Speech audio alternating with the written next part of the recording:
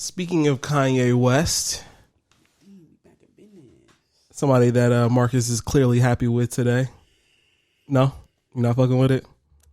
So obviously Kanye's in a rollout right now for his Donda album. Is that what this is? It's a rollout. That's what we suffering through right now? It's definitely a rollout. rollout. That's what this is? This is promotion? This rollout feels like a pandemic. 6'9" is surviving in my dimension. This coherent shit don't stop cause you walk outside of the village, nigga. Headshots. I know some niggas that want me dead, but still I stand. I gotta make hustle and put this. So anyways, obviously Kanye has us in a rollout right now, but there was a time when he had a rollout with another person at the same time, Mr. 50 Cent.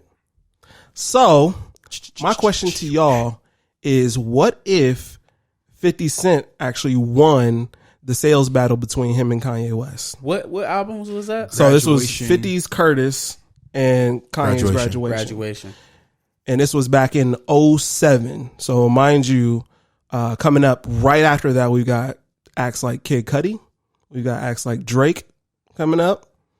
And what does that say about the landscape of hip hop, being that, you know, obviously Kanye, the guy that we all see as one of us, kind of, just beat the super gangster and 50 Cent in sales. What if things were switched? What if the roles were reversed? What if the super gangster motif in hip hop prevails over Kanye's, you know, I'm one of you guys. Yeah. I mean, if you're looking at it from that perspective, Kanye birthed more than just, you know, acts like Kid Cudi. You know what I'm saying? Travis Scott. I mean, look, because that's even that chant, stuff like that, that's more of a direct connection to me. I'm thinking further.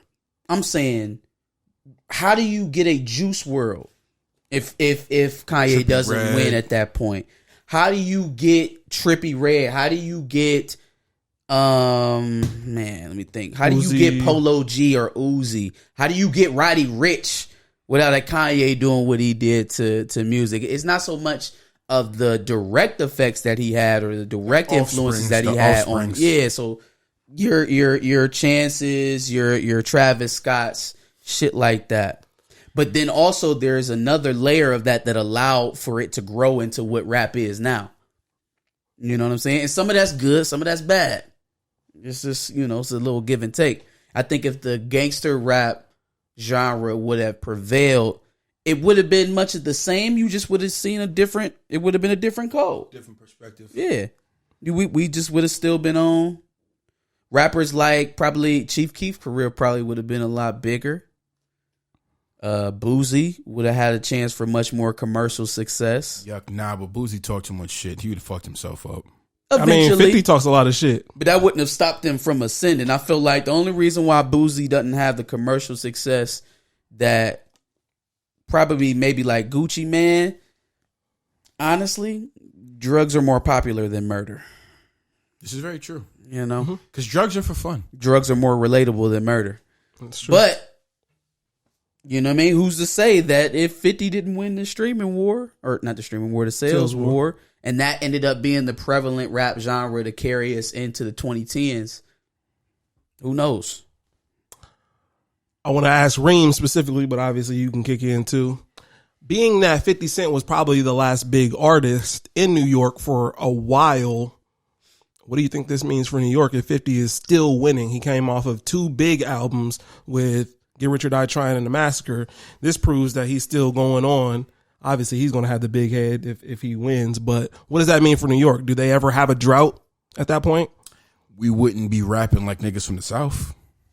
Okay. Because that was a thing during that time, during that gangster transition. People like Fabulous had to figure out a way to stay relevant. Not saying he wouldn't have been relevant, but I don't think he would have changed his flow. I don't think Dipset would have been collabing with Lil Wayne as much as they was if the gangster shit was what it was. Yeah, definitely the style. I think it would have impacted the style of how New York produced. But yeah, he was that guy for a while. Yeah. Yeah. It definitely would have changed the landscape of the culture in New York. It would have been a lot different. I just feel like it goes into the next era a lot more smoother. then cats like Troy Ave wouldn't be looked at as corny. Yeah, Troy Ave wouldn't have been necessarily blackballed or ignored because Guys, Troy Ave. Dave East is from Harlem, right? Yeah. So Troy Ave might have been more acceptable when he came out because he kind of took the 50 Cent route with the gangster shit. Dave East, he was affiliated with Nas, so just like now, I feel like that nigga Dave East put himself in a box. Yeah. And it's too late to expand out of that. Well, Dave East is also a product of a dying Def Jam. Yeah, this is true. This is true. Obviously, this was a big thing for Kanye. He goes from this and makes 808s and Heartbreak. So obviously, it gets to be a little bit more vulnerable than what was on Stronger. So, what are your thoughts on the fact that vulnerable rap obviously became a huge thing after Graduation? And Graduation validated him as a mainstay. 808s, Graduation gave him the birth to introduce 808s because who the fuck was rapping like that in 2009? When did that come out? 2008. 808s and Heartbreaks? Yeah. Who the fuck was doing that? Nobody. Who was doing that? Niggas did not know about Drake on a national scale. Niggas did they the idea of a rapper making an entire album of love ballads is so far out of the realm of possibility at that time that I hated 808s and Heartbreaks when it came out. Like, for a while, I'm like, what the fuck is this? Yeah. And it took me a minute to actually like deprogram my brain into what I felt like rap was at that moment and to just listen to it for what it was and just listen to the music. Yeah. And it aged extremely well. So as I was doing a little bit of research for this topic, I came across Everyday Struggle, which I haven't seen in a long ass time. That still comes on? No. It was an old episode where Joe was on there and all that, but they were talking about it. And Joe seemed to think that this was manufactured to basically help Kanye win and to usher in this whole new thing. While 50 at the time was beefing with his label. He was beefing with Jimmy and Interscope and all that shit. So they were trying to get him cut out. And obviously Universal at the time felt like Kanye was the right person to kind of help that. Because Kanye actually moved his album up. Like at first he was dropping a couple weeks after 50, but then he moved his up.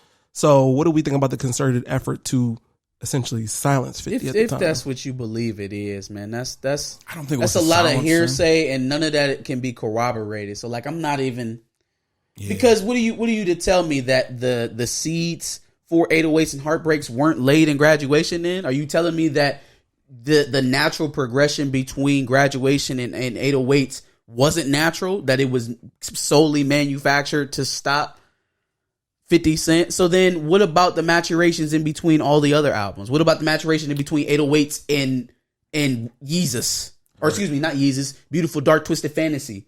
What about the difference between Beautiful Dark Twisted Fantasy and Yeezus? So it's a natural progression at every other point in between every album, except for 808s and Graduation, because he was going up against 50 Cent.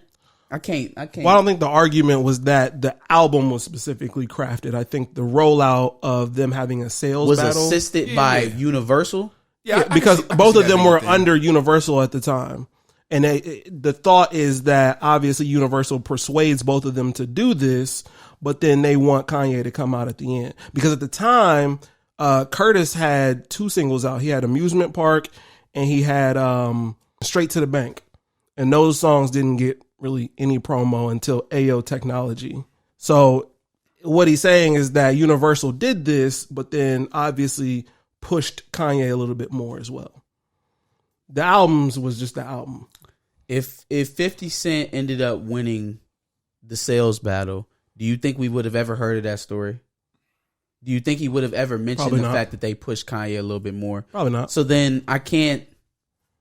Semantics. I can't. Fair enough. Just asking the question. Because now it just sounds like the guy who ended up losing has an excuse for why he lost. The bitter nigga speech. That's all it is. Yeah. I mentioned the fact that the single from 50 was Straight to the Bank. Contrast that with Kanye's first single was Can't Tell Me Nothing, where he's saying, wait till I get my money right. I had a dream I could buy my way to heaven. And he's talking about what he would do as he gets his money right, as opposed to, I'm laughing straight to the bank with this. thoughts on that. But I mean, think where they were at though, respectively. At that point, 50 Cent was at his pinnacle. He was at his prime. Kanye was still ascending. Kanye hadn't gotten to rap god level yet. He hadn't ascended. 50 was branded then. Somebody was still on their come up while the other guy was sitting at his peak. Do y'all think that had anything to do with how the albums? Because obviously, that's much more relatable. Thank you. Yeah, that to me has a lot more to do with the separation between those two projects than an album deciding who they want to press the button on. To me, because ultimately the public has to decide who wins. Exactly. Right? It's not they can do all the planning and the adjusting that they want. Ultimately, you got to go out and buy the shit. So I think the fact that Kanye might have been a little bit more hungry at that point, right? He's not 50 Cent in 2008. He's not even the Kanye West that we know in 2008. So there was much more motivation there, I feel like. Well, if you like this discussion, make sure you drop your what ups in the comments. Thanks for watching another Back of the Bus Squad episode. Make sure you like, comment, subscribe. Want to check out another episode related to this, go ahead and click that video to the left. And if you want to catch up on some of our other episodes, make sure you click the playlist below.